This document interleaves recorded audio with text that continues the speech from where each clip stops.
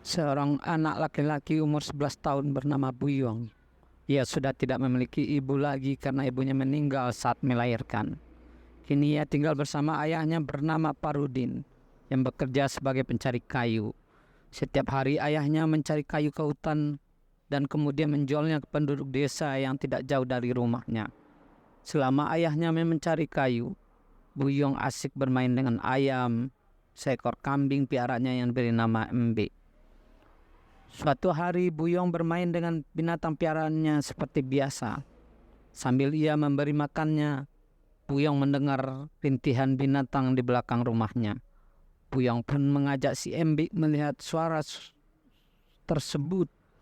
Betapa kagetnya Buyong melihat seekor harimau terjepit di sebuah pohon dekat rumahnya itu.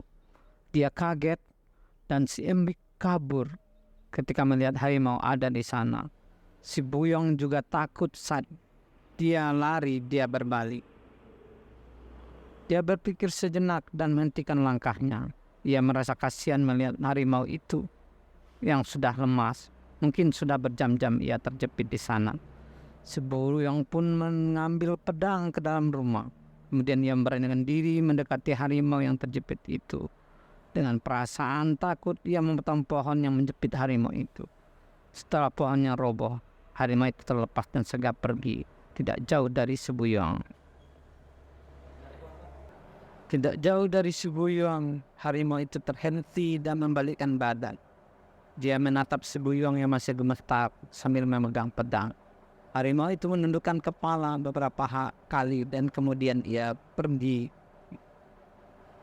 Malam pun tiba. Pak Parudin sudah kembali ke rumah dengan membawa bekal berbagai keperluan untuk di rumah.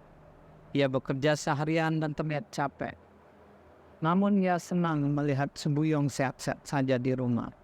Setelah makan malam mereka duduk di ruang tengah dan Buyong tidak sabar menceritakan kejadian yang dialaminya kepada ayahnya. Sebelumnya si Buyong bercerita, ia membuatkan ayahnya secangkir kopi. Mendengar cerita si Buyong, ayahnya antara khawatir dan senang. Khawatir takut si Buyong dimangsa oleh harimau itu, dan senang ternyata kekhawatirannya tidak terjadi. Dan Buyong terlihat sehat tanpa kurang satu apapun. Pak Parudin pun memeluk Buyong dan mengusap kepalanya. Ia hanya berpesan agar Buyong berhati-hati dengan binatang buas.